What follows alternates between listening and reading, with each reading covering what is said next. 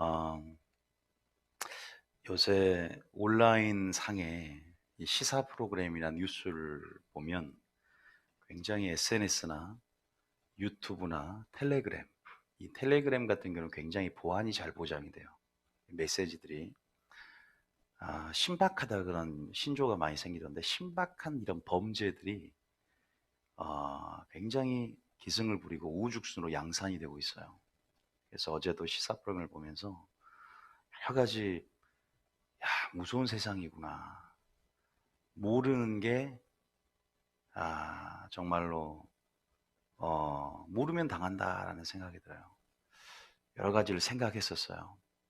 그리고 그래서 정말로 분별할 수 있는 뭔가 기준이 확실해야 되고 눈이 있어야 된다라는 생각을 했습니다. 그런데 이제 그러한 범죄들을 두렵게 하지만 더 무서운 것은, 더 치명적인 것은 뭐랄까, 이 우리 영혼을 사냥하는 거거든요. 우리 영혼을 사냥하는, 영을 죽이는 것. 이게 더 무서운 걸 알아야 되거든요. 어, 마귀의 전략. 이제 제가 왜 유튜브 얘기를 계속 했냐면요. 교회도 교회지만 지금 온라인 시대를 맞아서 유튜브 시대에 유튜브 교회라 그럴까요? 하는 사람들이 유튜브를 예, 가장 친한 친구가 됐어요, 유튜브가. 그래서 손에서 떠나지 않습니다. 또 특히 깨어 있다고 하시는 분들, 사모하는 분들은 유튜브 안에서 많이 말씀을 들어요. 그런데 제가 계속 시리즈 설교 지금 목요일, 금요일, 저번 주 주일부터 해서 유튜브 속 마귀의 전략, 마귀가 올무와 덫을 놓고 유튜브를 선용한 복음 확산의 기회가 되지만 이것을 악용하고 이것의 부정적인 영향력은 우리 영혼을 사냥하면서 영적 지뢰밭처럼 그렇게 우리를 미혹한다는 거죠. 근데 어떻게 전략적으로 미혹하냐? 제가 그랬죠. 첫 번째는 말씀으로 미혹한다 그랬어요. 들으셨을 거예요. 이제 예수님을 시험하듯 말씀으로 어, 안 좋은 동영상, 안 좋은 콘텐츠가 아니라 보기에 정말로 복음스럽고 잘 이렇게 복음으로 포장된 어쨌든 이단들도 많은 콘텐츠를 내면서 안 좋은 그러한 설교가 아닌 평화스럽게 빛의 사자처럼 의의 일꾼처럼 이렇게 다가오는 것이 마지막 전략인데 말씀으로 미혹을 한다 그래요. 두 번째는 여러분이 잠자고 있을 때 가라지를 딱 뿌려놔요. 이 가라지가 얼마나 심각한 영향력과 파괴력을 갖는지를 나중에 알게 돼요. 세 번째는 뭐라고 했어요? 영적인 파장을 내보내는데 자기에게 주파수를 맞추고 파장이 일치하는 그 영적 흐름 안에서 영적 전이와 세뇌가 일어나요. 자기도 모르는 부지불식간에 그 흐름 안에서 완전히 당합니다. 그러니까 나중에 제가 현장 설교 이제 어떻게 될지 모르겠지만 이상하게 변해 있을 수도 있다. 무엇이 나에게 흐르는 강력한 흐름이냐? 성령의 흐름을 타느냐? 마귀의 흐름을 타느냐? 그러니까 무슨 말이냐? 내 기준이 확실해야 돼. 근데 그 기준을 확실한 예수님이라는 본질로 기준을 딱 잡고 선악을 아는 일에 하나가 되려 하지 말고 절대적인 기준, 오직 선악을 아는 분 하나님이심을 믿고 하나님을 바라보고 그 말씀, 그 본질적인 하나님의 그 본질로 기준을 잘 세워가자. 그래서 그 본질이 뭔가에 대해서 지금 설교하고 있어요, 시리즈로. 나는 과연 본질로 세워졌는가? 본질을 볼 수 있는 눈이 있는가? 근데 많은 사람들이 본질에 접근을 못해. 기준이 잘 세워지지 않았습니다. 그래서 많이 미혹을 당하죠. 그래서 여러 본질에 접근할 수 없는 이유에 대해서 제가 몇 가지를 계속 말했는데 그 중에 가장 강력한 게 너무 자극적인 메시지. 뭔가 그러잖아요. 깨어있는 사람들이 마지막 때 교회를 찾고 메시지 찾을 때는 깨어있는 메시지를 찾으려고 하겠죠. 그러다 보면 어느 순간 극단에 빠진 사람도 있어요. 그래서 여러분도 우리 교회 왔지만 혹자는 저희 교회 설교가 좀 자극적이고 강하다. 좋습니다. 어떠한 부분에서는 그래요. 그런데 왜 이것이 아니냐? 너무나 한국 교회가 구원의 문턱을 낮춰놔 버렸어요. 원색적인 복음대로 설교하면 이러지 않아요. 예수님의 설교대로 설교한다면 이러지 않습니다. 오히려 예수님은 더 어떻게 보면 사랑이 없어 보일 때가 있어요. 성전을 엎어버리고 부자 청년에게 좀 한마디 더 하면서 잡아주지, 이렇게 양자택일의 상황 가운데 뭔가 미련 없이, 뭔가 정말로 오해하면 오해할 수 있을 그런, 그러니까 우리가 하나님을 잘 모르기 때문에 그걸 오해를 할 수 있는데, 영적 무지 가운데 저희 교회는 그 기준을 회복하는 개혁적인 설교를 하려다 하다 보니까 그런 어떤 자극적인 느낌들이 오는데, 그런 자극적인 거 말고 좀 더 성도들에 대해서 집중해서 인본주의적으로 하려다 보니까 MSG를 타는 거.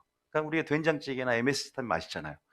뭔가 사람의 계명과 사람의 교훈으로 교리적인 설교, 또 여러 가지 신천지가 말하는 미단인 짬뽕 비빔밥적인 그런 그릇으로 담아서 주는 그 설교 때문에 오히려 성도들이 혼란스럽고 또 때로는 너무나 편안하고 이런 안정된, 이런 위로받을 수 있는 그런 설교만을 찾다 보니까, 또 이런 데 신물이 느껴진 사람들이 뭐랄까 또 이제 찾다 보면 그렇게 비본질을 기준으로 삼은 메시지에서 자극적인 설교를 찾고 강한 설교를 찾을 수 있다. 그러다 보면 이제 미혹을 당할 수 있다는 얘기를 했었어요. 계속 했었습니다.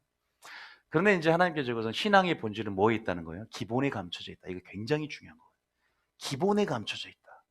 저희들은 기본적인 설교를 하는 게 정말로 기본적인 설교를 하는데, 기름부음학교 기본적인 설교를 하는데 이런 모세오경, 이게 기본이에요. 그런데 그 기본을 제가 또 설교하면서 어제는 작은 틈을 막아라 그랬어요. 무슨 말이냐? 여러분들이 저희 교회 와서 아마 하나님께서 이제 이 말씀의 빛으로 온전히 비추다 보니까 여러분들이 평소에 신앙생활을 할 때 보이지 않았던 나의 영적 사각지대들 있지 않습니까? 그런 데서 마귀는 또아리를 틀고 또 우리 몸을 숙주로 거처로 삼아서 견관진을 구축해 나가면서 나중에 여러분을 완전히 마귀의 인격으로 만들어 사로잡으려고 하는 욕심이 있어요. 궁극적인 목적은 하나님과 여러분을 딱 분리시키는 거죠. 그러한 부분 안에서 빛을 비추면 어둠이 보이고, 회개를 통해서 본질을 통해서 회개로 인도함 받고 하나님의 사람이 되어져 가거든요. 그러한 부분 안에서 여러분들이 이제는 뭐 저희 교회 와서 그렇게 빛의 사람으로 변모되는 여정 가운데 있지만, 내가 소홀히 해서 방치했던 영역들이 있어요. 내가 이것은 크다고 생각했던 가치들은 굉장히 집중하고 굉장히 거기에 올인합니다. 그런데 가치의 문제겠죠. 덜 중요하게 생각했고 더 소홀히 여겼던, 그래서 내가 그 틈새와 균열과 구멍을 방치했던 영역들 가운데 마귀가 합법적으로 역사할 수 있는 근거를 줄 수 있는 영역들이 있단 말이에요. 그것들을 우리가 살펴봐야 돼요. 우리는 완전하지 않습니다. 부자 청년에게도 그 돈 때문에, 탐심 때문에 네가 온전해지고자 할진대 네 모든 소유를 팔아서 가난한 쪽에 나눠주고 나를 따르라 그랬잖아요. 우린 다 온전하지 않습니다. 그러한 영역들이 있고 그러한 균열들이 있고 틈이 있어요.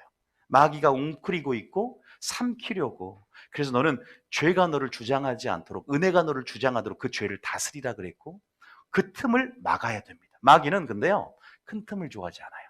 어떤 틈을 좋아하냐? 아주 작은 틈, 보이지 않는 영역, 사각지대에서 역사합니다.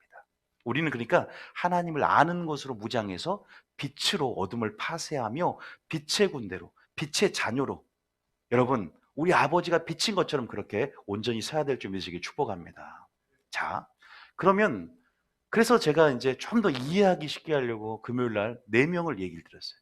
모세의 틈. 모세가 소홀하게 방치했던 틈이 있어요. 모세는 여러분들이 알다시피 굉장히 큰 사명을 맡았습니다.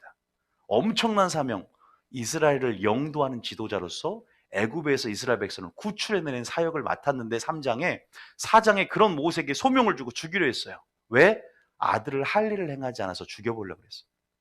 모세가 방치했던 그 틈, 할례는 뭘 상징한다 그랬죠? 하나님과의 관계를 정립하면서 어떻게 보면 작은 계명이라도 하나님과의 관계를 중요시 생각하고, 사역보다 관계를 중요히 생각하고, 사역보다 예배자의 삶을 중요히 생각하는 그런 하나님의 관계에 더 힘쓰는, 어떻게 보면은 다시 말해서 저 역시가 사역자, 내 몸을 쳐서 복종케 하는 것이 많은 사람에게 전도하는 버림받을까 두려워해서 나는 우선순위를 두고 복음을 전하는 것도 있지만 참여하기를 힘쓴다 했던 사도 바울 고백처럼, 그게 모세의 틈이었어요. 여러분의 틈은 뭡니까?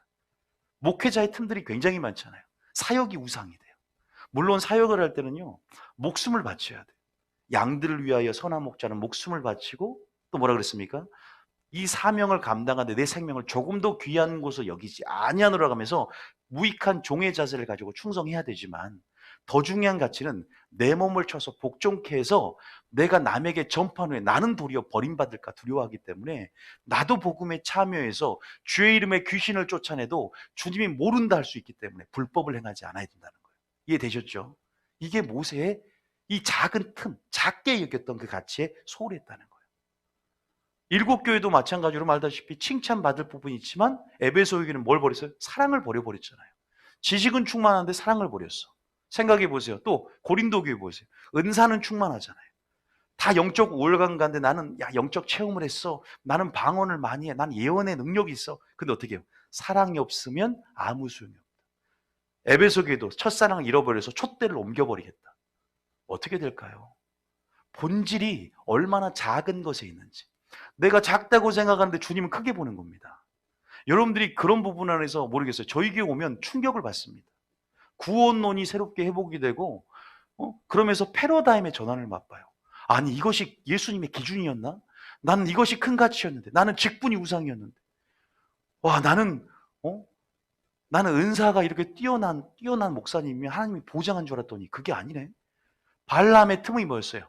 발람은 기름 부음이 너무나 강력했어요. 그래서 예언을 저주를 하려고 해도 주님이 위로부터 기름 부어서 축복을 하게 만들어요.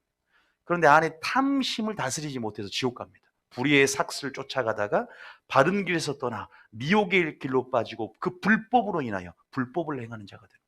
아니, 탐심이 작은 죄인 줄 알았더니, 우리는 큰 가치 작은 가치를 나누려고 하지만 오직 가치는 예수 그리스도고요, 오직 하나님이 인정하고 하나님이 요구하는 그 가치를 가장 우선순위로 삼아야 될 줄 믿으시기 축복합니다.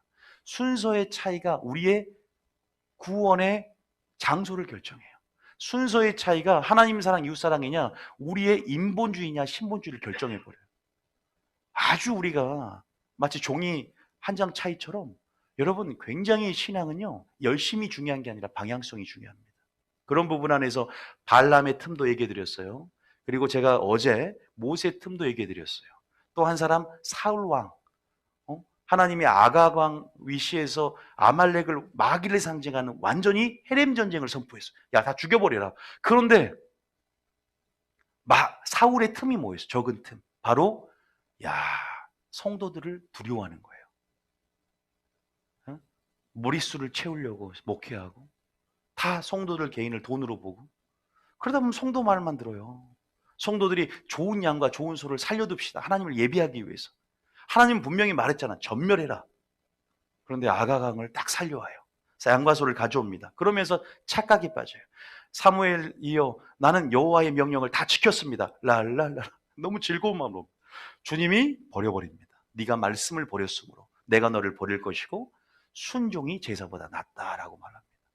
무엇을 말하는 겁니까? 틈이 있다는 거예요.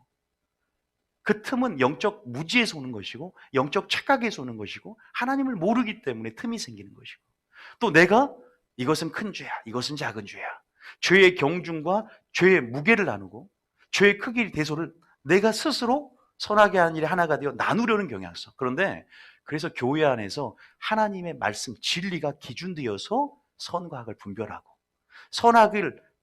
선악을 분별하는 하나님의 말씀이 기준되어, 아니 특별히 말씀이라고 하지 말고 저는 이 본질이 기준되어 나아갈 때 유튜브 안에서도 미혹 안 당하고 교회 안에서도 하나님의 일이 사람 일로 바꿔지는 그런 일들은 없을 겁니다. 그런데 오늘은 특별히 뭐라냐, 네 번째 인간, 이 바리새인의 틈을 좀 자세히 하려고 그래요. 제가 어제 설교를 지금 5분 정도 짧게 요약을 했어요. 어제 설교를 더 자세히 듣고 싶다, 지금 제가 했던 것들을 어제 금요일 설교 올리면 들으시고요. 오늘은 그 작은 틈을 막아라. 근데 이 바리새인의 틈이 뭔가를 우리가 알아야 돼요. 바리새인은 정말로 어떤 표본이 됩니다. 어떤 표본이냐, 예수님이 오신 목적이 뭐라 그랬죠?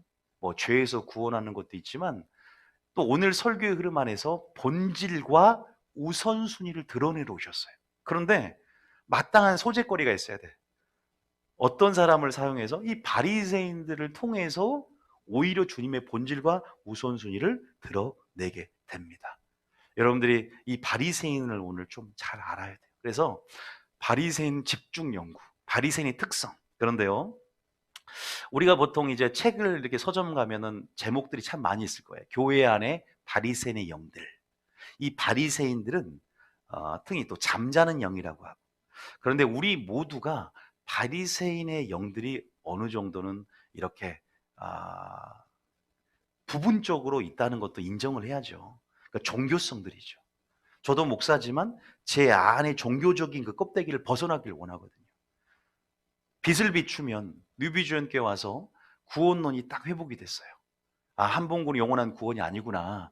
구원받은 자라도 버림받을 수 있고 구원받는 자가 소수라는 걸 이제 성경으로 명확하게 구원론 회복 시리즈 6탄을 통해서 알았어요. 그러면서 새롭게 패러다임의 전환을 맛보면서 이제 담대함과 확신도 있지만 두렵고 떨림으로 그걸 이뤄가야겠다 결단하면서 하나님 앞에 경외함을 엎드려요.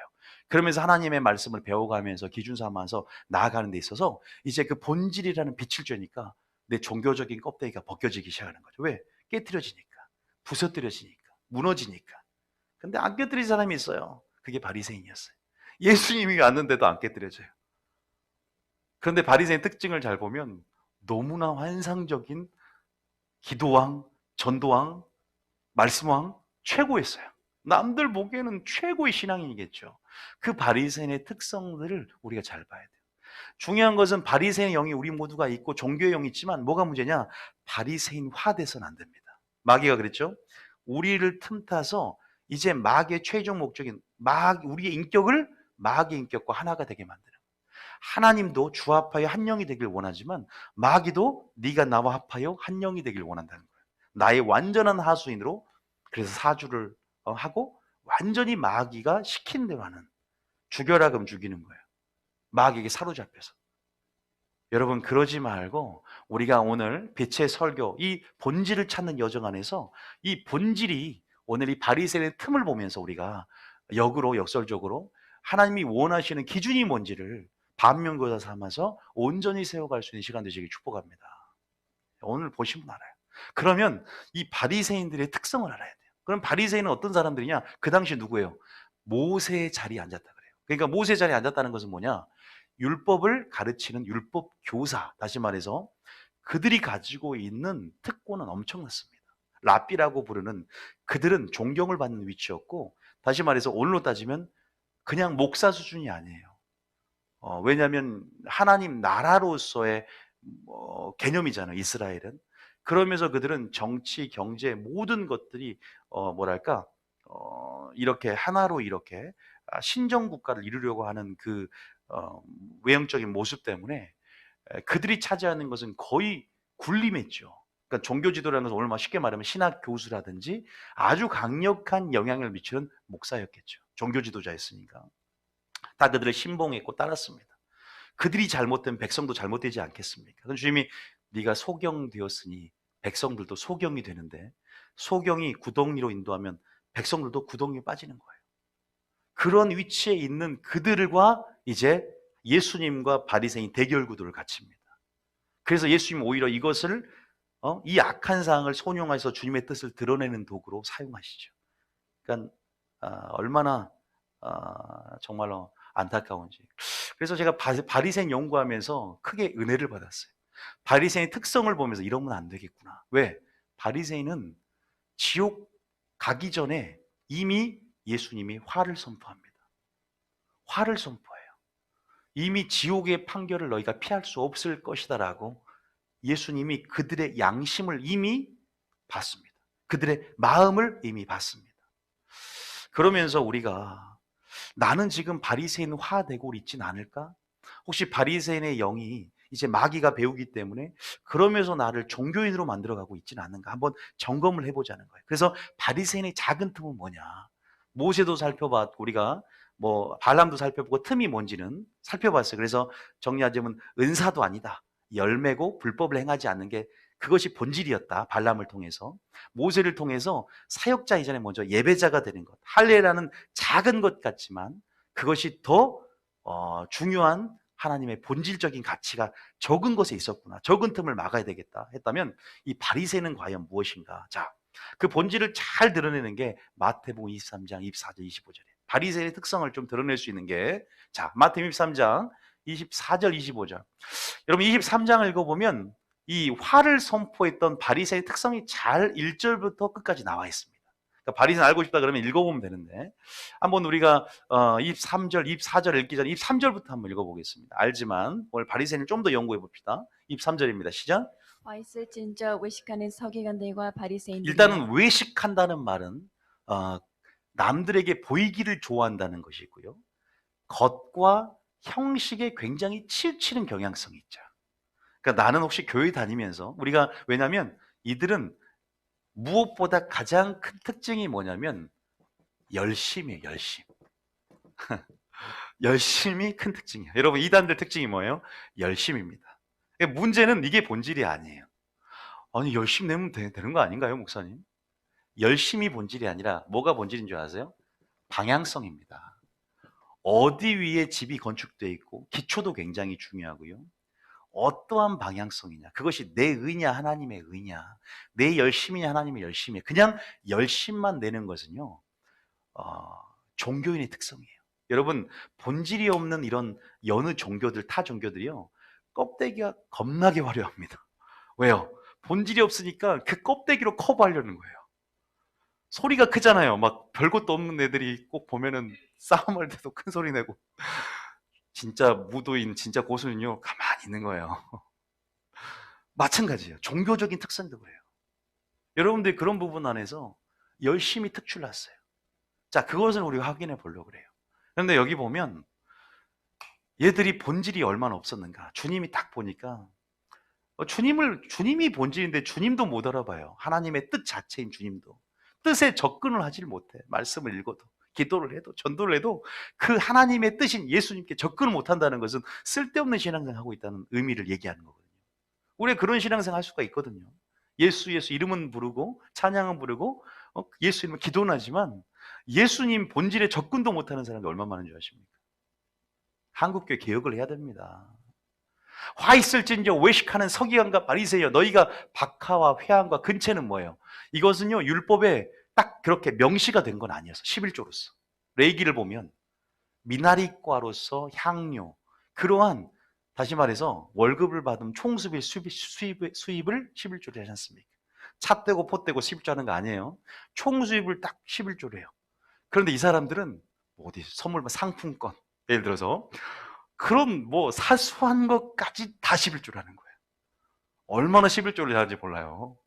그러니까 이것은 무엇을 표장하냐면 작은 것 하나에 지나치게 세세하게 율법적으로 접근합니다. 그래서 안식일법에 900m 이상을 가면 안식일을 범했다. 유대인들의 특성 알지 않습니까? 정결법에서 물을 떠는 양을 초과하면 큰일 나요. 그리고 뭐라더라? 이렇게 성경책을 하는데 넘기는데 손으로 넘기면 금식을 3일 해야 되고, 이걸 넘기는 젓가락 같은 게 있나 봐. 이렇게 귀중하니까 성경 말씀은. 진짜 너무 재밌어요. 이게 연구하다 보면 유대인들 또 그들의 어떤 문화를 연구하면요, 야, 이 정도 열심히. 근데 무슨 생각이 드냐면요, 예수님 말한 게 딱 맞아. 너희가 서기관과 바리새인보다 낫지 않으면 천국에 들어갈 수 없다. 근데요, 그들은 그래도요, 우리가 이단을 볼 때 욕은 하지만, 야, 저 정도 절도에 열심히 교회에 있으면, 야, 전도 성공하겠다. 이런 열심에서 우리가 부족한 부분도 있지 않습니까? 야, 그 정도 하나님께 대한 특출난 열심만 있으면 지금 한국교회 어느 정도 그래도 본질 있는 상태에서 회복이 되겠다. 우리가 너무 없으니까 그게 차라리. 우리는 아예 행위도 없잖아. 오직 믿음이라는 캐치프레이즈로, 그런 슬로건으로 우리는 행위 자체를 너무 율법주의로 매도해버리고 그냥 오직 믿음만 하고 행위는 아예 없어. 그런데 걔들은 너무 행위가 강해. 그러니까 조금 짬뽕으로 섞으면 좋겠다. 주님이 그래서 너희 의가 서기관과 바리새인보다 낫지 않으면, 그들은 자기 의지만, 또 너희는 주님의 의로 또 6개 반절을 들으면서 살인하지 말라, 가늠하지 말라, 그렇게 윤리적으로, 영적인 윤리로 그러한 성경 말씀대로 살아가면 좋겠다라고 말한 거예요. 그 정도로 박하, 회항과 근체, 사소한 것은 지나친 열심으로 드립니다. 그래서 율법에, 근데 뭘 놓쳐요? 보세요. 율법에 뭐 중한 바? 더 중한 바가 있다는 겁니다. 그런데 우리가 큰일 납니다. 제가 여러분들에게 말씀드렸죠. 본질은, 왜 본질을 모르면 안 되냐? 본질은 뭐와 연관되어 있다? 항상 구원과 연관이 되어 있어요. 제가 만약에 진짜 그냥 믿기만 하면 구원은 따놓은 당상이다. 하나님의 은혜와 사랑 가운데 숨어서 이 정도 죄, 하나님 이 정도 죄 짓는다고 쉽게 지옥까지 한다라고 그냥 편하게 설교하면요. 이렇게 구체적으로 할 필요 있겠습니까? 그냥 이랬다가 저랬다가 순종하십시오. 믿음으로 총갑니다. 저도 그냥 어떤 기준 없이 설교할 수 있겠지만 저에게 너무나 확실히 구원론의 기준을 열어주셨단 말이에요. 그리고 절대 그러지 않단 말입니다. 분명히 우리가 본질은 구원과 연결되어 있기 때문에 이 말씀은 구원에 있는 지혜로 자라가기 때문에 본질을 모르면 내 기준이 본질로 세워지지 않으면 우리는 이게 우리 아까 그랬죠.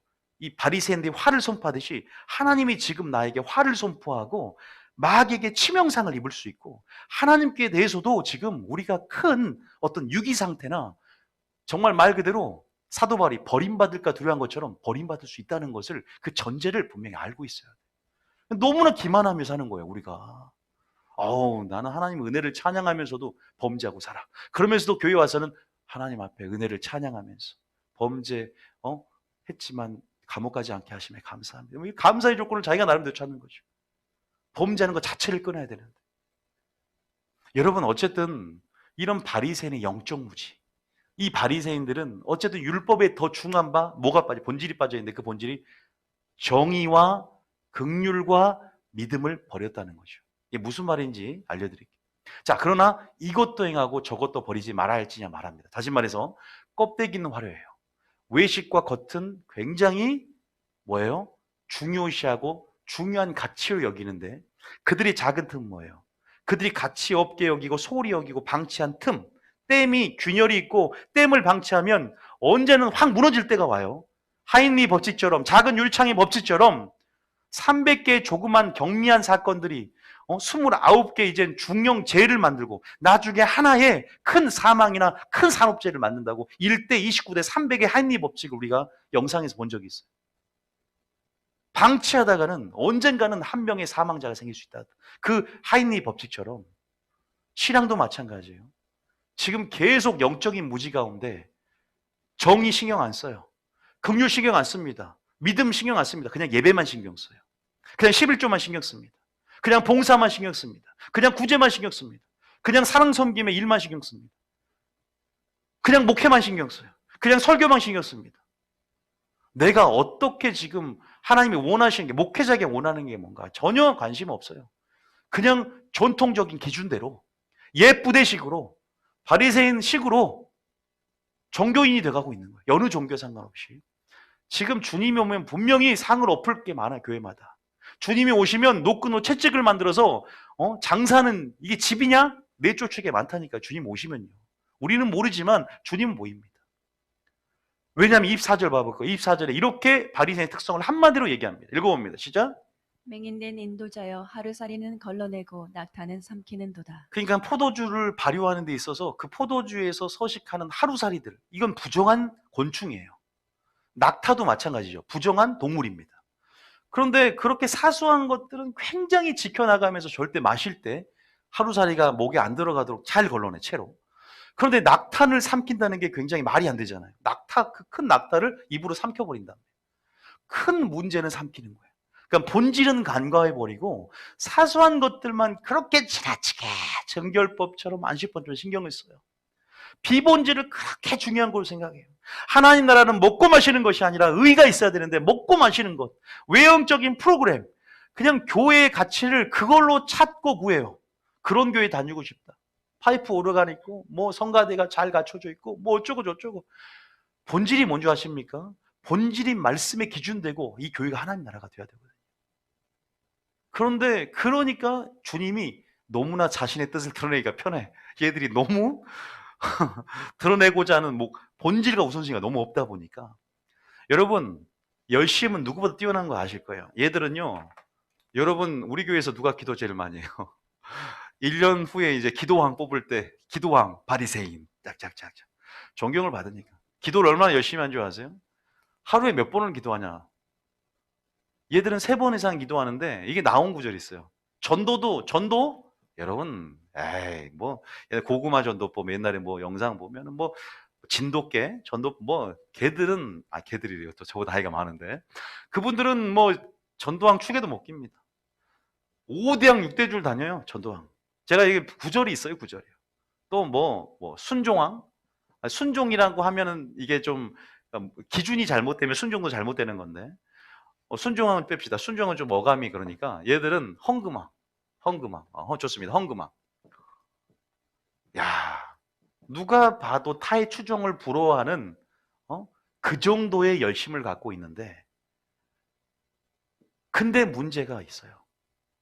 여러분 기도왕, 전도왕, 헝금왕 그러니까 좀 더 확인하고 싶죠. 자, 누가복음 18장 그거만 확인. 누가복음 18장 11절. 아니 정말 그런가? 누가 9절만 읽어볼게요. 누가복음 18장 11절. 초신자도 있기 때문에 항상 우리가 살펴야 돼요. 보세요. 바리새인이 기도합니다. 하나님 앞에. 자, 바리새인은 하나님께 기도를 해요. 열심히 특출하니까. 자, 11절 읽어봅니다. 시작. 바리새인은 서서 따로 기도하여 이르되 하나님이여 나는 다른 사람들 곧 토색 불의 간음을 하는 자들과 같지 아니하고 이 세리와도 같지 아니함을 감사하나이다. 얼마나 깨끗하게 살려고 애쓰는지 몰라요. 간음도 안 합니다. 겉은 깨끗해요. 만지랍니다. 겉을 중요시 하니까. 형식. 그래요, 여러분. 우리 나라가 좀 유교적인 전통이 뿌리 깊게 있어요. 그래서 죄송하지만 남자분들이 좀 형식에 좀 치우치는 경향이 있고, 그죠? 뭔가 공로의식이나 일과 사역 중심의 경향성이 있어요. 다 웬만하면 다 그런 것 같아요. 저도 약간 저는 모르겠어요. 여자분들은 좀 관계 중심, 조금 이렇게 뭐랄까 더 본질로 접근하는. 그래서 교회는 좀 여자들이 많지 않나. 가정도 그러나 또 깨지면 됩니다. 성령님은 내는 못 깨지만 성령을 깨뜨려 주죠. 우리가 오늘 안 깨진다고 주님이 죄들을 심판하고 버리는 게 아니라 우리가 이것을 깨달았다면 우리 안에 고군분투하면서 이걸 깨뜨리려고 하는, 또 주님을 의지하는 그 1%의 노력, 또 하나님 앞에 나아가고자 하는 중심을 주님이 본다는 사실을 믿으시기 축복합니다. 내가 이렇게 됐다고 하나님 나를 버리고 나는 바리새인이네 이렇게 생각하지 않기를 제발 축복하고요. 저도 바리새인의 어떠한 특화된 어떤 영역들이 있어요. 그래서 종고 껍데기가 말씀을 듣고 조그맣게 작은 일에도 순종하고 나아갈 때 마음의 할례를 베푸사 사랑하게 하시고 은혜를 주시는 그 은혜를 깨닫기를 축복합니다. 그게 중요한 게 아니겠습니까? 조금은 이게 무거운 설교일 수 있지 않습니까? 어쨌든 11절에 보니까 이 세리와 같지도 않아요. 그런 부분 안에서 12절에 보면 기도도 열심히 하는데 보세요. 일에 2번씩 금식을 해요. 일주일에 2번 금식하신 분 있나요? 그리고 소득에 11조도 박하 회향과 근체 11조를 드리고요. 기도는 말할 것도 없어요. 그런데 기도를 여러분들 읽어봤겠지만 기도의 양이 중요해요, 질이 중요해요. 양도 중요하지만 질에서 얘들은 본질이 없어요. 왜? 무엇을 먹을까, 마실까, 입을까, 자기 영광을 위해서 기도의 내용이. 그게 마태복음 6장에 나오잖아요. 또 금식도 마찬가지야. 예수님이 오히려 오죽했으면 야, 내가 있는데 금식할 필요 없다라고 했어요. 금식이 어떤 자기의 의를 드러내는 수단으로 삼아지는 거죠. 굉장히 무섭습니다. 그럼 주님 뭐라고 하냐면 이미 너는 상을 받았다. 상이 없다는 것이고 그 의가 지나치면요 하나님의 의를 가려버려요. 그러면 하나님의 영광을 위해 창조됐는데 자기 영광을 받음으로 어떻게 우상 숭배죄 걸릴 수도 있어요. 그 죄목이 굉장히 주님만이 아시겠지만 굉장히 위험에 처해질 수 있다는 거예요. 못 깨달을 때는 못 깨닫기 때문에 은혜를 계속 붙잡으면서 이끌어 주세요. 그런데 깨달았는데도 그렇게 살면 안 됩니다. 누비신 게 괜히 왔네. 깨달아가지고 이제 빼도 박도 못하고 그럴 수도 있어요. 괜히 들어서 몰랐으면 그래도 몰랐으니까. 그런데 누비님께서 너무 적나라하게 말하니까 빼도 박도 못하고, 야 그럼 부담감이 생기니까 교회 떠납니까? 그러지 마십시오. 부담감이 생길 때는요 부담감 생긴 채로 이렇게 다니세요. 그래서 너무 부담스러워 설교 들으면. 나는 그렇게 못 사는데 부담감만 줘. 여러분 그게 은혜인 거 아세요? 지금 모르지만 그분이 가장 우리 교회 최고를 믿음으로 바뀔지 몰라요. 사울은요 핍박자였어요. 그리스도를 죽이는 사람이었어요. 사도 바울은. 그런데 바뀝니다. 그래서 우리에게 기회를 주고 계시고 어떻게 바뀔지 모릅니다.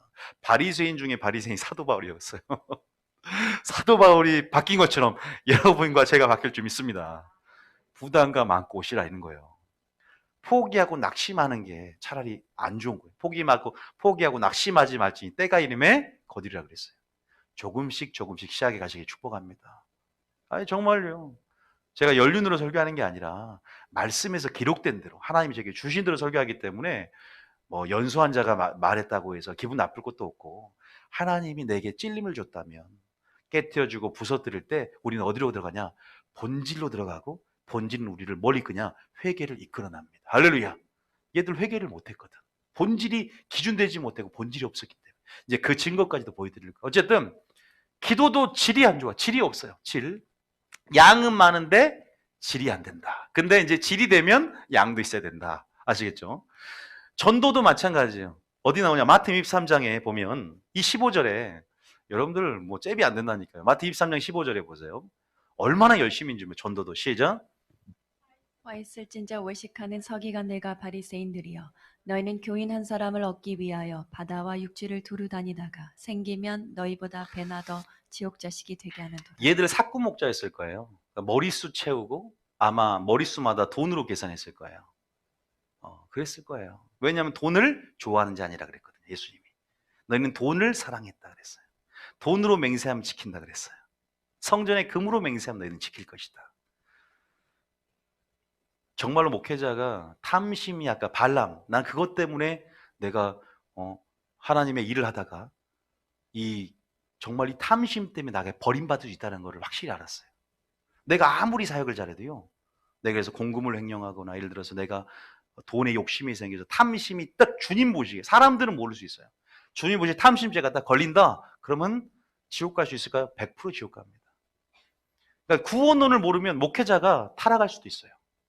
물론 이렇게 말해도 감정이 앞서져서 욕심이 눈에 멀면 또 하나님 말씀이 안 들을 수도 있지만, 늘 경계를 하고 계속 기도하며 살아야 되겠죠, 목회자. 그래서 목회자도 뭐해라? 복음에 참여해야 됩니다.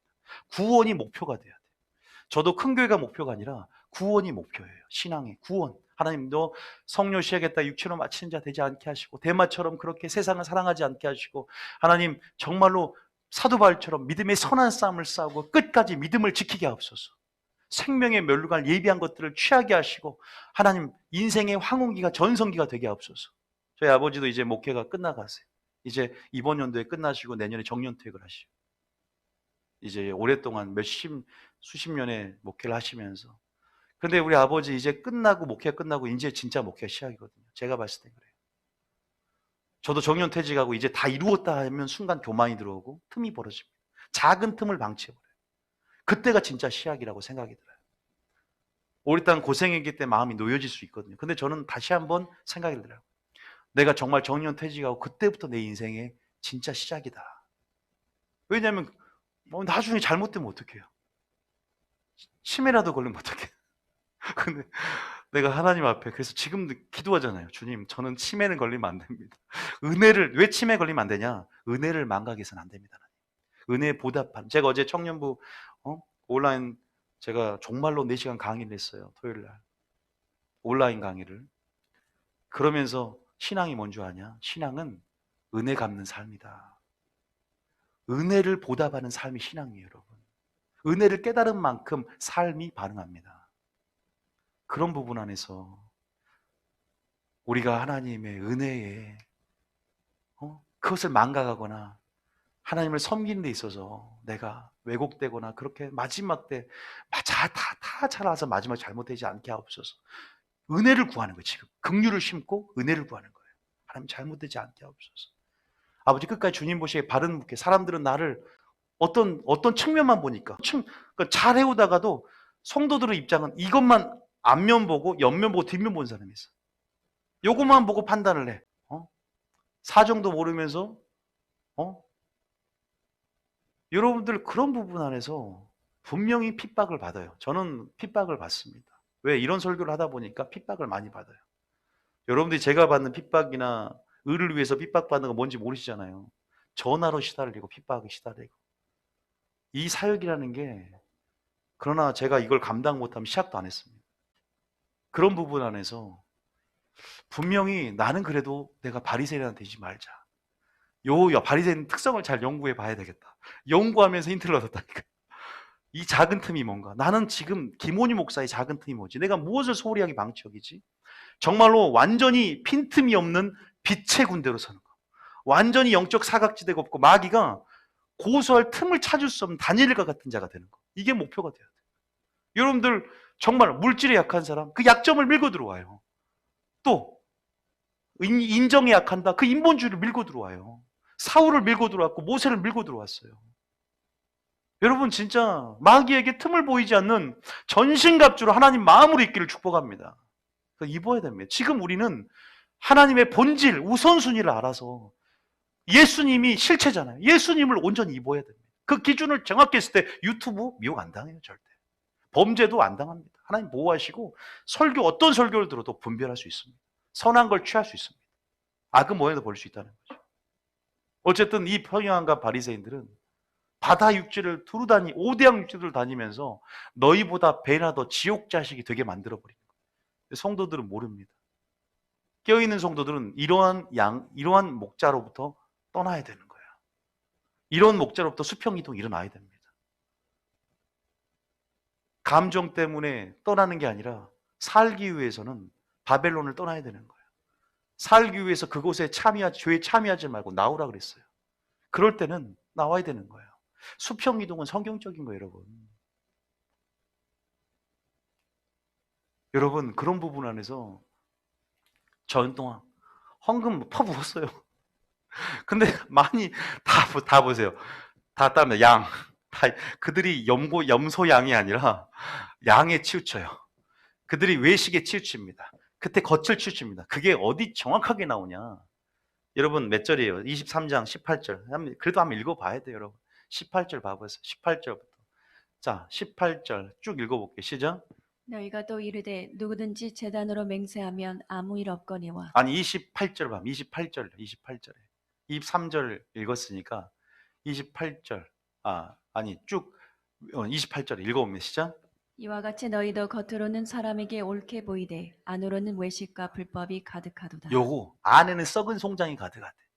마음으로부터 순종이 시작되고 주님은 동기를 보고 마음을 보고 과정을 봐요. 결과만 보는 게 아니란 말이에요. 이게 본질이란 말입니다.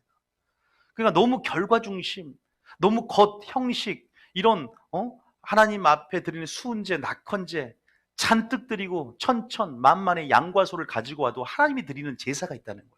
하나님이 받으시는 예배가 있다는 겁니다.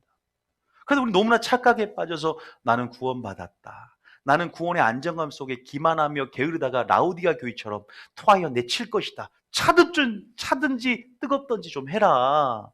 이 선민의식과 성전사상에 길들여서 나는 하나님의 심판이 피할 것이다. 이스라엘 백성도 얼마나 기만하며 살았습니까? 선지자 말씀을 보내서 야, 여호와의 날이, 심판의 날이 곧 너에게는 빛이 아니라 어둠이 될 것이고, 성전에 들어가서 안정함 속에서 너희들 성전이라는 거짓말을 믿지 마라. 너희 길과 행위를 바르게 하면서 하나님의 말씀에 순종하며 살지 않으면, 그 관계를 회복하지 않으면 네가 버리움 받으리라.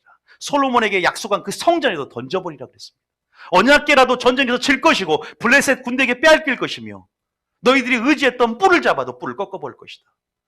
야, 완전 충격이지 않습니까? 교회 안에 심판을 한다는 거예요. 교회 안에. 우리는 교회만 다니면 무조건 막 안전지대고 교회만 다니면 될 줄 알았더니 이게 깨져버려야 돼요. 완전히 한국 교회가. 여러분, 그러니까 우리 교회 와서 지금 왜 설교를 듣냐? 기준 잡아가려고. 선악을 아는 일에 하나가 됐던 내가 기준을 알아야 그 본질이 세워져야, 본질이 우리를 뭘로 인도한다? 구원에. 또 가장 중요한 건 회개로 인도합니다. 회개로 인도해요. 가장 중요한 말은 본질은 우리를 뭘 인도하냐? 회개로 인도합니다. 왜? 본질이 기준되면 반드시 하나님의 역사는 회개로 인도해서 우리를 열매 맺게 하거든요. 회개로 인도해서 우리를 변하게 만들어요. 근데 바리새인 보세요. 이런 틈을 방치하고 그들이 회개할 수 있었을까요? 바리새인도 회개를 못해. 이미 완악했고 자기 중심성, 자기의, 외식과 겉과 형식적인 종교적인 사람으로서, 그러니까 가장 큰 문제는 기도왕, 전도왕, 헌금왕 문제가 아니에요. 가장 큰 문제가 뭔지 아세요? 예수님을 못 알아봐요. 가장 큰 문제는 무슨 말이냐? 예수님을 못 알아본다는 말이 나는 예수님 알아보는데, 나는 예수님 찬양하는데, 예수님으로 이름으로 기도하는데 왜 버림받지? 그게 무슨 말이냐? 예수님 뭘 표상하냐? 예수님은 하나님의 뜻에 근처도 못 간다는 거예요. 신앙생활하면서. 기도는 많이 하는데 하나님의 뜻인 본질, 예수님을 못 알아본다는 것은 기도를 해도 하나님의 뜻에 접근도 못해요. 전도를 하는데도 하나님의 뜻이 뭔지 그 본질적인 의미와 하나님의 요구를 모르면서 그냥 자기 의와 자기 식대로 해나가는 거예요. 그래서 명분은 확실해요. 자, 무슨 말이냐? 요한복음 5장 39절. 요한복음 5장 39절. 한번 읽어볼게요. 자, 여기서 잘 말하고 있어요. 바리새인들 특성을 가장 또 잘 말하는 거예요. 약대를 삼키고 낙타를 삼키고 하루살이를 걸러내는 그 특성 하나와 함께 두 번째는 요한복음 5장 39절 40절 읽어보겠습니다. 자, 읽어볼게요. 39절 40절에 시작. 너희가 성경에서 영생을 얻는 줄 생각하고 성경을 연구하거니와 성경왕. 성경왕. 가르치긴도 잘해요, 얘들이. 성경에서 영생을 얻는 줄 알아요. 영생을 사모했거든. 부활은, 여러분, 바리새인들은요, 사두개인도 있지만 그 당시 최고의 학파였어요. 정말 바리새인은 그 당시에 뭐랄까, 메인이었어, 메인. 사두개인도 있었잖아요. 근데 서기관과 이 바리새인들은 최고였고요. 이 바리새인들은 부활을 믿었어요. 사람의 어떤 천사의 부활, 사두개인은 아니었지만. 그래서 영생은 얻고자 해. 사람마다 영원한 마음을 사모하는 마음을 주셔서 영생을 얻고자 하지만 방법을 몰라요. 지금 예수님이 그들 앞에 왔다는 것은 무슨 말이냐? 여러분들이 신앙생활 하면서 여러분 누가 들으면 예수님이 드러나야 될 줄 믿으시기 축복합니다. 예수님이라는 것은 무엇을 표정하자면 하나님의 선하고 온전한 뜻, 그 뜻의 결정체가 예수님이에요. 그러니까 본질의 결정체가 예수님이에요. 그래서 예수님은 뭐냐? 하나님의 뜻입니다. 이것을 전제로 성경 읽으면 쉽습니다. 예수님은 본질의 실체입니다. 그러니까 예수님이 내가 너희를 사랑한 것 같이라는 기준, 본질이 되어서 우리가 사랑하는 거거든요. 예수님이 순종하는 것처럼 너희도 순종하는 거예요. 예수님이 가신 길 가운데 모범과 본이 되셔서 너희도 따라오라는 거예요. 그러니까 예수님은 하나님의 뜻이 되고 본질이 돼. 그런데 신앙생활하면서 예수님이 없어요. 설교를 하는데 예수님이 없어요. 예수님 얘기는 하죠. 예수님이 없어요. 본질이 없어요. 다시 말해서 보세요. 너희가 성경에서 영생을 얻는 줄 생각을 해, 바리새인들은. 근데 성경을 연구하지 마. 성경 곧 예수님께 대하여 증언하는 거래. 그런데 너희가 영생을 얻기 위해서 예수인 나에게 오기를 원하지 않는답니다. 본질과 분리된 구제, 본질과 분리된 기도, 본질과 분리된 방언. 예를 들어서 다시 말하면 사랑과 분리된 구제. 사랑이 없으면 소용이 없다 그러죠. 본질이 없다는 거예요. 예수님이 없다는 거예요. 아무 소용이 없는 일. 다시 말해서 우리가 열심은 있지만 성경을 상고하지만 씨가 어디에 뿌려진다? 머리에 뿌려지니까 지식만 있고 교만해지는 사람들. 이 사람들은 하나님의 뜻에 근처도 못 가지만 흉내만 내는 거예요. 무리만. 종교인으로서. 여러분, 씨가 우리의 마음에 뿌려져야 됩니다. 주님 우리의 마음을 보십니다. 우리의 동기를 보십니다. 네 속에 썩은 송장이 있는지, 네가 회칠한 무덤 가운데 네 속은 외식과 불법이 가득한지 주님이 판단한단 말이에요. 마음을 깨끗하게 하고 네 안에서부터 구제하라는 말을 우리가 분명히 바리새인의 손방을 우리가 들었을 겁니다. 그러면 우리는 예수님께 나와야 되고, 다시 말해서 하나님의 선하시고 온전한 뜻이 무엇인지를 우리는 분명히 받아야 되고, 그것이 여러분의 기준이 되어야 될 줄 믿으시길 축복합니다. 그 다음에 예수님이 기준 되어야 한다. 그렇게 하지 못하는 게 자기중심성, 자기의, 자기 영광을 취하려는 그러한 자기가 죄에서 죽고 깨트려지고 부서뜨려지고 무너뜨려져야 되는데, 그러니까 뭐가 없다? 뭐가 없어요. 그러니까 다 결론적으로 회개가 없는 거예요. 자, 그러면 진짜 회개가 없었는가? 마태복음 3장 6절 한번 읽어볼게요. 예수님 바리새인 보고 회개가 없었는지 어떻게 얘기하는지 마태복음 3장 6절. 자, 마태복음 3장 6절. 그러니까 예수는 인정을 해요. 오늘날로 딱 얘기를 할게요. 오늘로 정리를 하면요, 제가 설교를 지금 정리할 텐데, 예수님을 인정을 해요. 예수님의 이름으로 신앙생활을 합니다. 그런데 예수님이라는 하나님의 뜻, 본질에 근처도 못 가는 거예요. 왜냐하면 본질로 다가서고 예수님을 받아들이고 그의 가르침을 수용했다면 그 본질 때문에 뭐하냐? 회개할 수밖에 없는 거예요.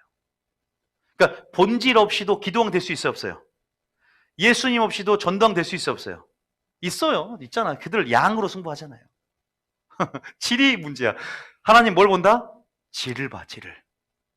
아니, 우리가 했잖아요. 기도하는데 무엇을 먹을까 마실까 입을까, 이방인들이 구하는 기도처럼 우리는 하나님 나라 의를 구하잖아요. 본질이 기준되니까. 양은 많은 외식과 불법과 형식과 거칠이나 할 수 있다는 거예요. 그러니까 우리가 한번 잘 생각해 봐야 된다는 거예요. 우리 신앙생활을 한번 점검해 보자는 거예요. 제가 점검하라는 건 절대 아닙니다, 여러분. 하나님의 말씀을 통해서 여러분들에게 빛을 주는 거니까 저도 점검해 봐야 돼요. 목회자가 먼저, 왜? 바리새인은 목회자였거든. 성도들도 점검해 봐야 돼요. 자, 보세요. 어쨌든 6절에 한번 이렇게 이제 다 자복하고 회개를 하는 세례를 받는데 7절 한번 읽어볼게요. 7절에 시작. 요한이 많은 바리새인들과 사두개인들의 침례 베푸는 데로 오는 것을 보고 이르되 독사의 자식들아 누가 너희를 가르쳐 임박한 진노를 피하라 하냐나. 심판받기 전에 살아있을 때 심판받을 수 있어요. 큰일 납니다. 조심해야 돼요. 그러니까 8절에 뭐라고 하냐? 그러므로 회개에 합당한 열매를 맺어라. 그러면서 9절에 한 확인사절까지 속으로 야 니들은 아브라함이 우리 조상이라고 생각하지 말래.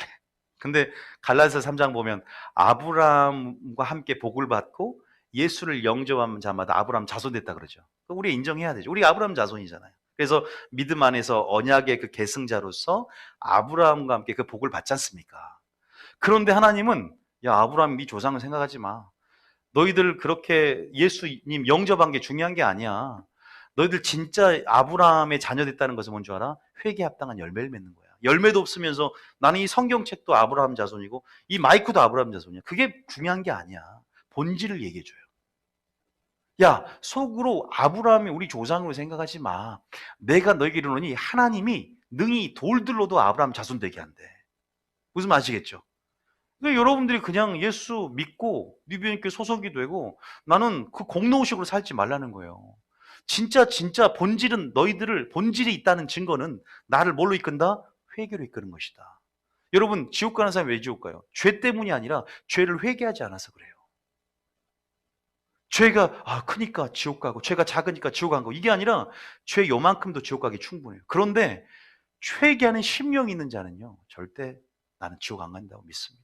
가난하고 통해하는 심령, 가난한 심령, 의해지고 목마른 심령 이 중심을 보시고 또 하나님 오래 참고 기다려주셔요.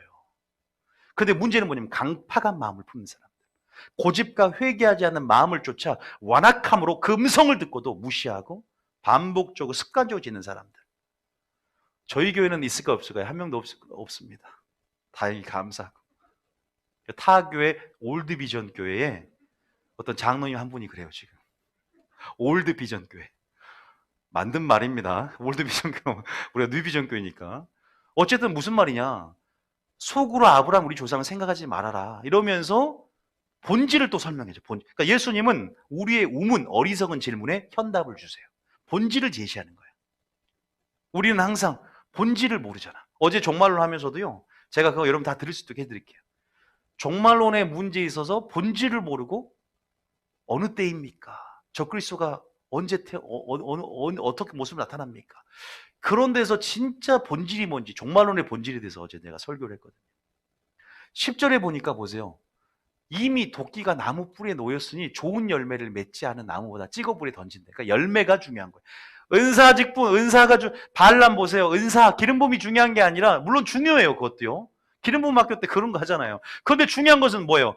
불법을 행하지 않는 열매를 맺고 그분의 본질은 관계로 인도해요.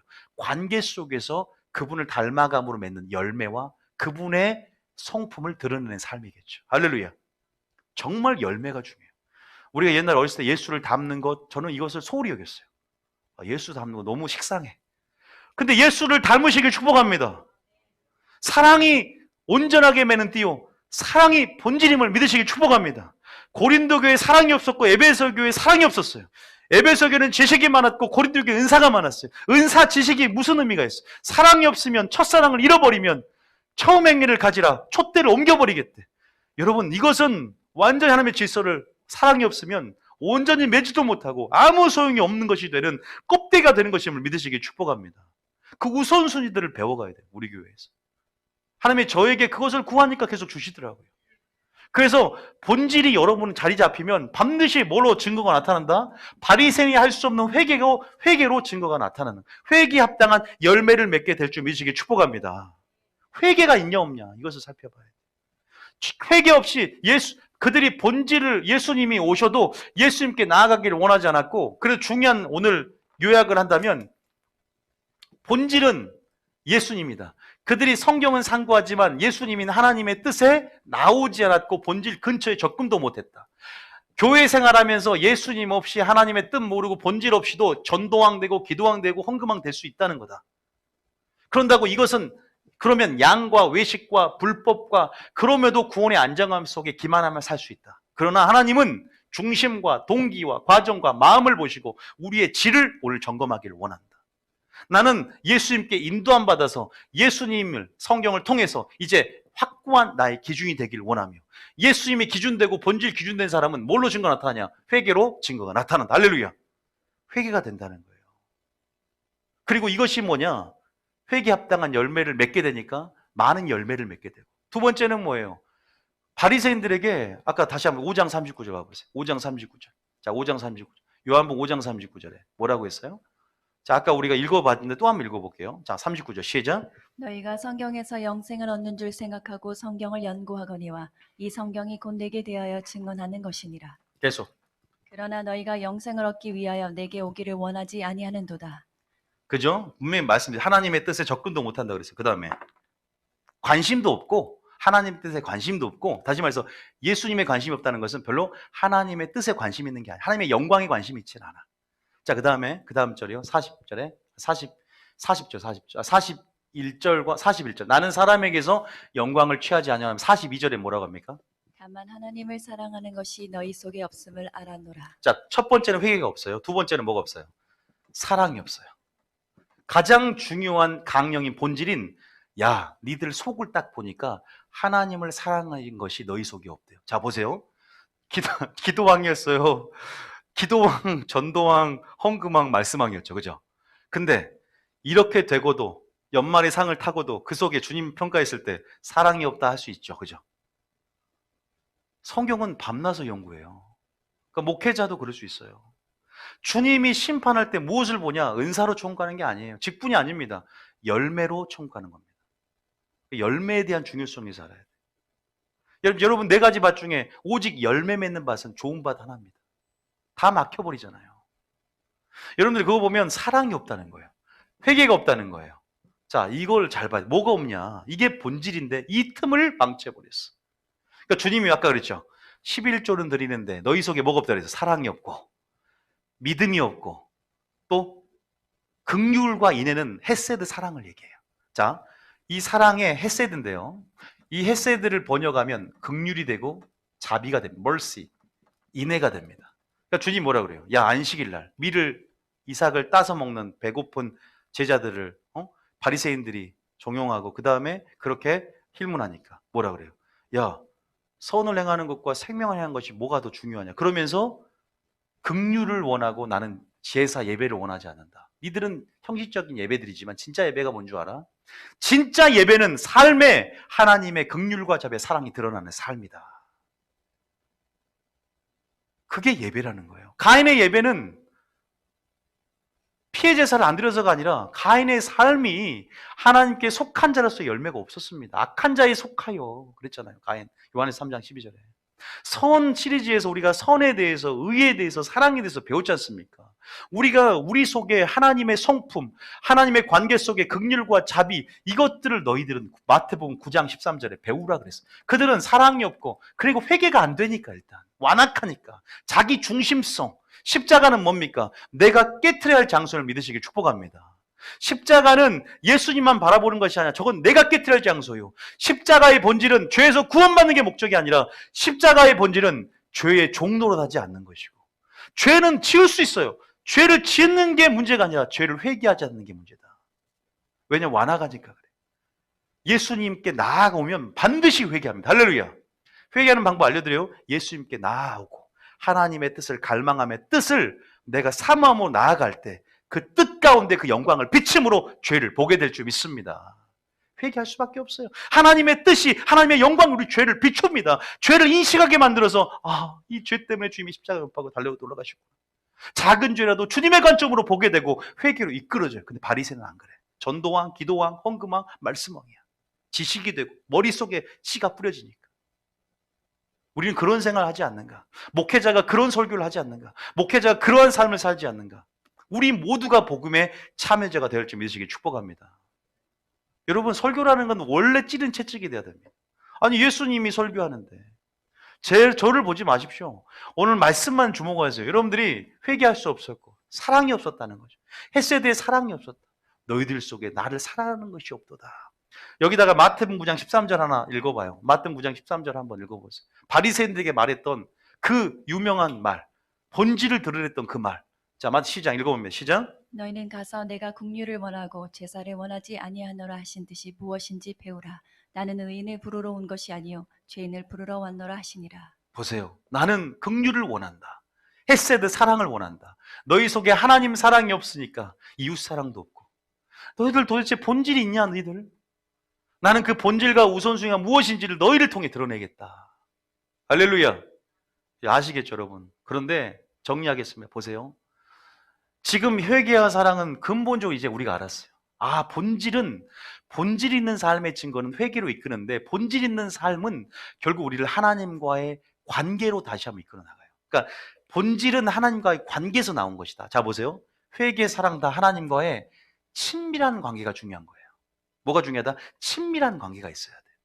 그러니까 여러분들 교회 안에서 종교적인 사람 보면 말씀은 듣지만 정말 하나님을 사랑하는 그 자녀로서의 또 신부로서의 그 친밀함의 영역을 경험을 제대로 못해요. 정말로 하나님과의 그 관계는 우리가 또 순종하고 또 겸손히 열린 마음으로 그것을 추구하고 갈망하고 그러면서 우리를 깨트려 가면서 동시에 또 그분을 갈망하면서 겸손한 마음으로 받아들이고 주님을 받아들이고 나아갈 때 완악할지라도 그러면서 하나님이 열어주시는 부분인데 너무 마음을 닫고 있어. 다시 말해서 이런 사람들이 전도왕, 기도왕, 헌금왕은 될 수 있지만 정말로 구원에 이르는 지혜, 본질은 구원에 우리를 이끈단 말이에요. 본질이 없으니까 구원도 없고 회개도 없고 사랑도 없고 다시 말해 주님의 관계가 완전히 부재가 된 주님의 관계로서 하나가 되지 않는 상태. 어떤 상태일까요? 마지막으로 얘기하지만 집안의 큰아들 상태가 똑같습니다. 집안의 큰아들 얘기만 읽고 정리하고 마치겠습니다. 누가복음 15장. 누가복음 15장 25절. 자, 아실 거예요. 여러분 뭐 집안의 탕자 비유 모르는 사람 없잖아요. 근데 여러분 작은 아들은 회개하고 돌아오지 않습니까? 진짜 문제는 큰아들이었어요. 큰아들이 누굴 얘기하냐? 바리새인을 얘기하는 거예요. 보세요. 작은 아들이 들어오면 주님의 사랑을 가진 자로서 또 날마다 회개하는 자로서 그런 자들은 용납하고 용서해 주면서 주님의 헤세드 사랑을 드러낼 거 아니에요. 긍휼과 자비와 인애를 가지고 하나님이 나의 삶을 통해 영광 받을 수 있도록 나를 통해 주님을 드러내는 삶을 살 거 아닙니까? 그런데 25절 읽어봅니다. 시작. 맏아들은 밭에 있다가 돌아와 집에 가까이 왔을 때에 풍악과 춤추는 소리를 듣고 26절. 한 종을 불러 이 무슨 일인가 물은데 27절. 대답하되 당신의 동생이 돌아왔음에 당신의 아버지가 건강한 그를 다시 맞아들이게 됨으로 인하여 살찐 송아지를 잡았나이다 하니 그 다음 절. 그가 노하여 들어가고자 하지 아니하거늘 아버지가 나에 와서 건한데 아버지께서 대답하여 이르되 내가 여러 해 아버지를 섬겨 명을 어김이 없거늘. 자, 여기까지. 내 여러 해 아버지를 섬겨 명을 어김이 없다 그러죠. 무슨 말이에요? 전도왕, 기도왕, 말씀왕 최고야. 얘들은 흠이 없어요. 아버지를 섬겨요. 명을 어김이 없어. 그런데 하나님과 연결이 안 돼 있어요. 마음으로 연결이 안 돼 있어요. 마음으로 연결돼야 됩니다. 이게 예배입니다. 예배 정의가 여기 나온 거예요. 그러니까 여러분들이 이걸 딱 종교 생활로 보면 영락 없이 이해를 못 할 수 있어요. 나는 지금 종교 생활하고 마음의 안식을 누리고자 교회 생활하는데 근데 교회는 종교 생활이 아니라 천국을 가는 것이고요. 하나님 나라입니다. 하나님이 우리의 왕이 되고 주인 되어서 그분의 명령에 복종해야 됩니다. 그래서 내가 말하고 생각하고 행동하는 것이 하나님 말씀이 기준이 되고 본질이 기준되어야 돼요. 그래야 마지막 때 마귀가 치명상을 안 입히고 그 틈을 보고 안 들어온다는 거예요. 그러니까 제가 바리새인을 보면서 특성을 잘 얘기해 드리니까 야, 본질이 없으면 회개도 안 되구나. 내가 지금 회개를 안 하고 있구나. 내가 지금 주님의 사랑하는 것이 없다라고 할 수 있구나. 나는 전도하고 구제하고 사랑이 있는 삶인 줄 알았더니 네가 방언을 말해도 사랑이 없으면 소용이 없고 몸을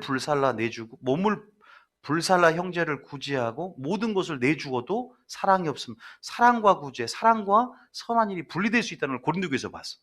여기서도 바리새인들에게 전도왕인데 사랑이 없다 할 수 있구나. 봤더니 이 헤세드 사랑과 회개는 주님의 이런 관계 속에서 여러 해 아버지를 섬겨 명의 어김이 없지만 하나님과의 마음과 마음이 하나가 되고 아, 주님과 이런 온전한 관계가 회복이 돼야 되구나. 할렐루야. 무엇이 본질이에요? 하나님의 관계입니다. 그 관계로 더 들어가시길 축복합니다.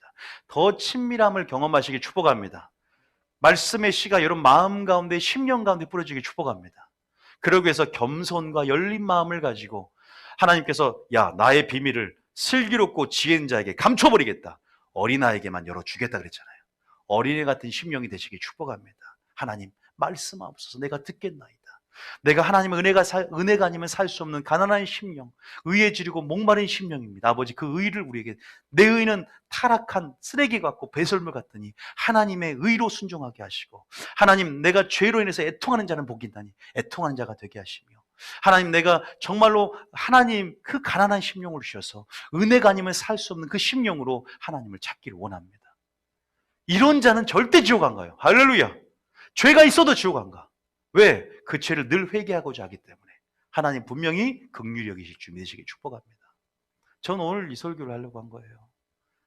여러분들이 만약 이 마음이 계속 강팍해지고 고집과 회개하지 않는 마음을 쫓아 욕심 가운데 회개하지 않잖아요? 그럼 누굴 죽이냐? 예수님을 죽이는 삶을 살았어요. 예수님이 뭐라는 줄 아세요? 너희가 나를 죽이려 하는도다. 너희 속에 진리가 없으므로 나를 죽이려 한다. 너희 속에 본질이 없다 이 말이에요. 말씀에 기준되지 않았다. 니들은 선이 뭔지 악이 무엇인지 회개도 안 되고 사랑도 없고, 그럼 누굴 죽인 줄 아세요? 또 두 번째는 의인을 죽이는 삶을 삽니다. 바리새인들이 사도 바울을 죽이려고 40일 철야농성 금식을 합니다. 내가 사도 바울 죽이기 전에는 내가 먹지도 않고 마시지도 않겠다. 열심은 너무나 뛰어나. 교회에서 최고야. 죽이겠다는 거야. 이게 하나님을 향한 열심이라고 생각해. 그들이 열심히 있으니까 제자들을 출교시켜버려. 진짜 제자들을. 너희들이 하나님을 섬기는 열심이라. 그들이 하나님을 알지 못하는 거로 그래요. 열심히 뛰어나니까 그들이 선지자 편에 섰다고 하지만 너희가 오히려 회칠한 무덤 같은 자요, 선지자를 죽이는 자가 되었도다. 그 피를 흘리는 자가 되었도다 그러죠. 예수님이 화를 선포하는 거예요. 우리가 그렇게 되다 보면 정말 가인처럼 아벨을 죽이고 그러한 종교인이 되어서 교회를 질서를 흐트리는 자가 될 수가 있어요. 그런 자들이 교회를 문제 일으키잖아요. 여러분들 보시면 알 거예요. 성경은 역사적으로 패턴을 갖고 분명히 반복됩니다. 사람 사는 게 다 거기서 거기 아닙니까? 2000년 전이나 1000년 전이나 지금이나 교회의 모습이. 지금 주님 오실 때가 가까이 왔습니다. 정말로 가까이 왔습니다. 우리는 어떠한 교회가 되어야 돼요? 어떠한 사람이 되어야 될 것인가? 여러분들 오늘 설교를 통해서 나는 그 본질을 찾는 여정을 시작해야 돼요. 그래서 완전히 패러다임의 전환을 맛보면서 나의 기존의 전통적인 나의 종교관, 나의 전통적인 예쁘대, 교리적인 그러한 인본주의적인 나의 모든 틀들을 깨뜨리고 하나님의 새로운 프레임으로, 하나님이 원하시는 하나님 나라 사고방식으로 입으면서 잘 기준을 세워가는 여러분 되시기를 축복합니다. 찬양하겠습니다.